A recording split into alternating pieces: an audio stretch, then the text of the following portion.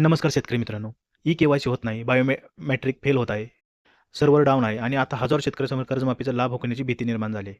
नेमक्या अडचणी काय आहेत आणि पुढे काय करायचे? चला सविस्तर जाणूया या व्हिडिओमध्ये. या व्हिडिओला लाईक करा, शेअर करा आणि आपल्या YouTube चॅनलला सबस्क्राईब करा विसरू नका.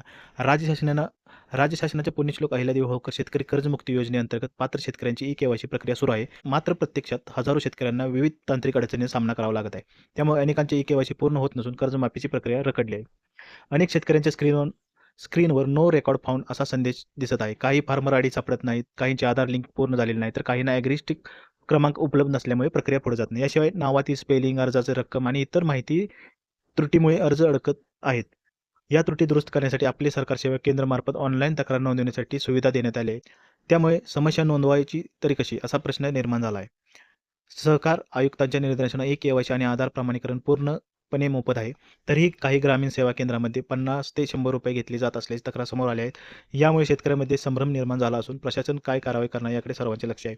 ई-के-वाय-सीमध्ये सर्वाधिक अडचण वयोवृद्ध शेतकऱ्यांना येत आहे. हातावरील ठसे स्पष्ट उमटत नसल्यामुळे बायोमेट्रिक प्रमाणीकरण वारंवार फेल होत आहे. त्यामुळे त्यांना पुन्हा पुन्हा सेवा केंद्रात जावे लागत असून वेळ आणि खर्च दोन्ही वाढत आहेत. मृत शेतकऱ्यांच्या वारसांनाही दिलासा. सहकार विभागाने स्पष्ट केले आहे की जर मृत शेतकऱ्यांच्या वारसांची नोंद बँकेत करून नवीन खाते आधारशी जोडले तर संबंधित वारसांनाही या योजनेचा लाभ मिळू शकतो. 2 लाख रुपयापेक्षा अधिक कर्ज असलेल्या शेतकऱ्यांसाठी वन टाईम सेटलमेंट योजना लागू करण्यात येणार असल्याची माहिती देण्यात आली आहे. ई-के-वाय-सीची अंतिम मुदत जवळ येत असल्यामुळे आपले सरकार सेवा केंद्रावर मोठी गर्दी होत आहे. त्यातच सर्व्हर डाऊन आणि तांत्रिक अडथळ्यामुळे प्रक्रिया संथ झाली आहे. वेळेत या समस्या दूर झाल्या नाही तर अनेक पात्र शेतकरी कर्जमाफीच्या लाभापासून वंचित राहण्याची शक्यता व्यक्त केली आहे. आधी सांगू तर या व्हिडिओला लाईक करा, शेअर करा आणि आपल्या YouTube चॅनलला सबस्क्राईब करा विसरू नका. धन्यवाद.